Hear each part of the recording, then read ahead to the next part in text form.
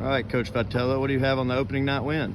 It's always good to get a win, but if you really take all things into consideration, I think both teams kind of won tonight. That sounds corny, but we had rain, we had cold weather to deal with, a wet field. Everyone had to test negative for COVID. We had some bus issues on the way here.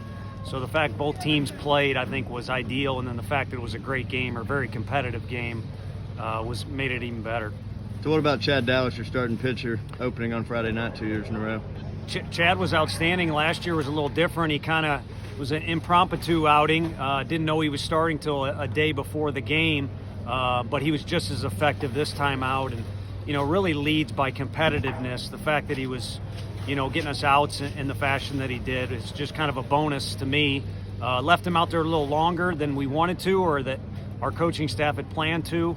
So a mistake on my part, but I think he's built up his pitch count a little bit more so he can go deeper into games the next 2 weekends. And offensively, Jordan back at the plate tonight. Jordan was outstanding. He didn't even get all the ball in the first inning, but he drove it to the wall. It was a very competitive at bat. We kind of talked as a team, Rutgers at bat prior to that.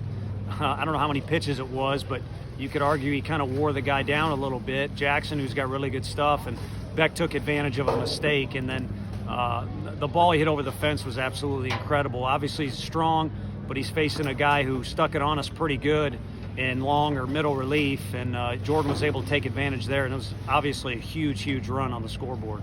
And finally, what about the bullpen with Redmond Walsh closing it out? I think Redmond and Sean do two things. They pitch with composure and they throw strikes. More times than not, they get it done for you, but at the very least, those two attributes are coming to the table each time you give them the ball. So at least you know what you're getting, and they're a great example for the other guys on how to get out there on the mound more frequently. Thank you. Thank you.